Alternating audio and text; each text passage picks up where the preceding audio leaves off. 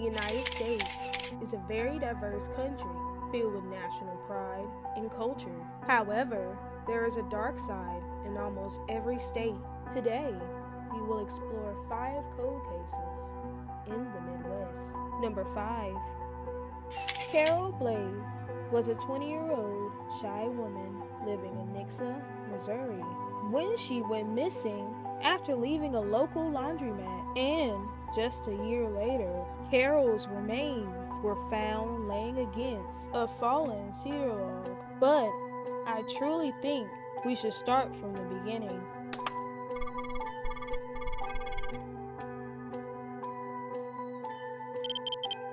Carol traveled from her home in Nixa to Springfield, Missouri, to start buying Christmas presents.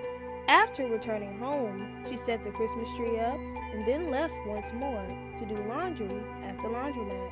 She planned to return home by 5 p.m. to wake her husband, Larry, for his shift at work. Unfortunately, this is the last time Carol was seen, though we know that she made it to the laundromat. At the Blades' home at 6:45 p.m., her husband, Larry, realizes that Carol was not home and that he missed the time he was supposed to be woken up. So he called Carol's cousin, Sue, to ask her if she could go check on Carol at the laundromat. When Sue went to go check on Carol, she found their car, but no Carol.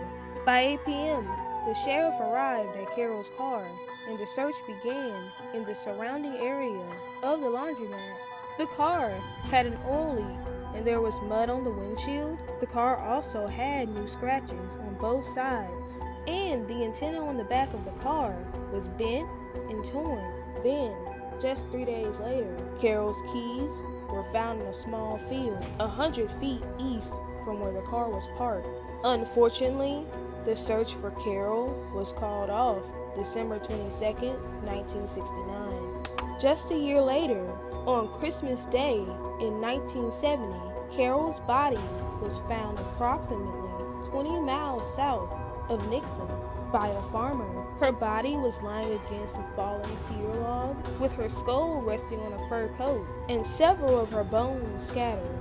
Although there have been sightings of a possible killer, Carol's case still remains unsolved for almost 55 years. Number 4.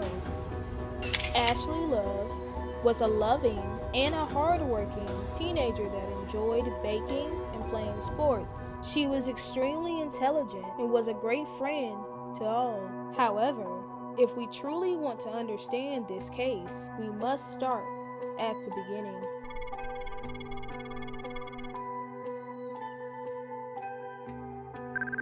Ashleigh was working the closing shift at Arby's. When she finished, her mom, Tammy, picked her up and they went back home. Ashleigh spent the evening watching a Green Bay Packers football game with her family. After that, Ashleigh showered and went to bed. At around 2 a.m. on October 6th, an intruder broke into the Love home and went to Ashleigh's bedroom on the 2nd floor. The intruder then shot her in the face with a shotgun while she was in her bed. Tammy was jolted awake and heard footsteps running down the stairs. Tammy then got out of bed and opened her bedroom door. The intruder was standing in front of the door with the shotgun still in hand. Tammy looked at the intruder, believing they were being robbed, and told him to take whatever and leave. This is when the intruder ran out of the house through the front door. Tammy told her husband, Joe, to go check on Ashleigh. He went upstairs to her bedroom and called out her name several times, but she didn't respond. That's when he stepped into her room and got a good look and realized Ashleigh had been shot. When police did make it to the scene, Ashleigh's death was quickly ruled out as a robbery because nothing was taken from the home. Investigators believe Ashleigh was targeted, but the motive still remains unknown. Tammy Love was the only one in the household who saw the intruder that night. She described him as a Hispanic male, around maybe 20 years old, and had average height and build. He also had short, spiked black hair. Sadly, In June of 2012, Ashleigh's case officially went cold. Number 3. Caitlyn Kelley was a 22-year-old mother who vanished sometime between the evening of June 16, 2020 and the morning of June 17, 2020. Her remains are found a year later. But to truly explain this case, we must start from the beginning.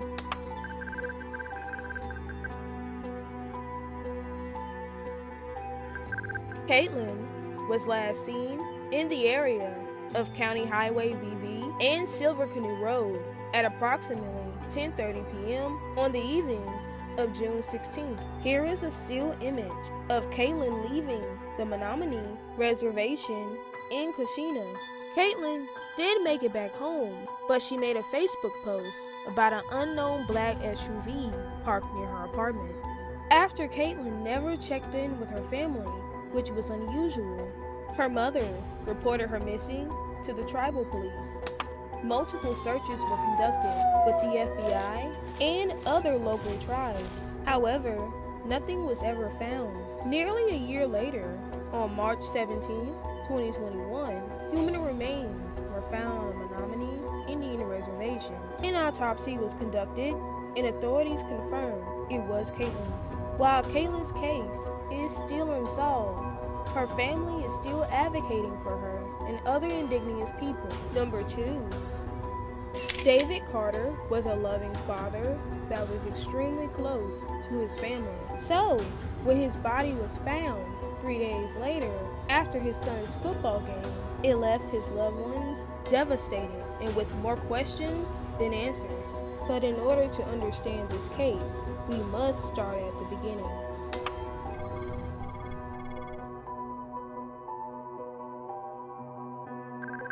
The single father was attending his son, DJ, football game. His girlfriend of 6 months, Tamara Williams, who went by Tammy, was also at the game. But the two didn't sit together. When later asked, David's sister, Tasia, believed they were breaking up due to Tammy's possessive behavior. On September 30th, David had a shift that paid triple times that day. And additionally, he had a scheduled visit with his son, but he didn't show up for work, and he sent his son a curt text saying he wasn't feeling well. But just something didn't feel right. So DJ went to his dad's apartment, and once he got there, he saw Tammy taking out some trash. When she saw DJ, she ran back into the apartment and locked the door. However, DJ has a key to the apartment, and once he gained entry, Tammy said David went for a walk, even though he said he was sick.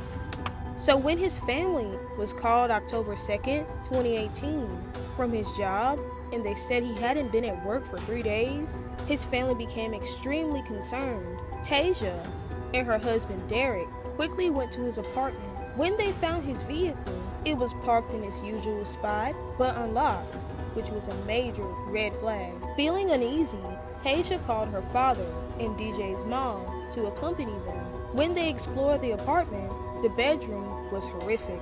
There was a gunshot hole and blood on the mattress. Blood was also found on the carpet below, and David was still missing. When Tasia asked Tammy where he was, she claimed she didn't know. This left the family no choice but to report David missing. Just the day before, on October 1st, a Department of Transportation found a strange-looking sleeping bag along I-75. When they looked inside it, they found a severed torso and legs of a human being. When authorities asked about a pit bull tattoo, the family knew David had been located, but in the worst way. Once confirmed, the police opened up a homicide. On October 5th, Tammy was arrested as a number 1 suspect, but due to the lack of evidence, they let her go 3 days later. In subsequent days, police found David's dismembered head, which confirmed a gunshot wound to the head. And on October 16th, a final bag was found containing David's upper body, arms, and hands. Tammy fled the state and is considered armed and dangerous. There is a warrant out for her arrest, but her current whereabouts are unknown. Number 1.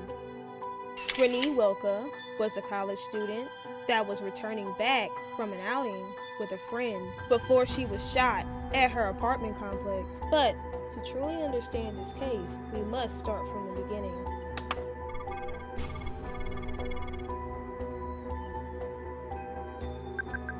Renee Welka was a hardworking young girl who put herself through college being a waitress. She actually had just finished a shift on that Friday night and then returned home. She stayed in for a while before going out again with a friend. They arrived back to the apartment at 2 a.m.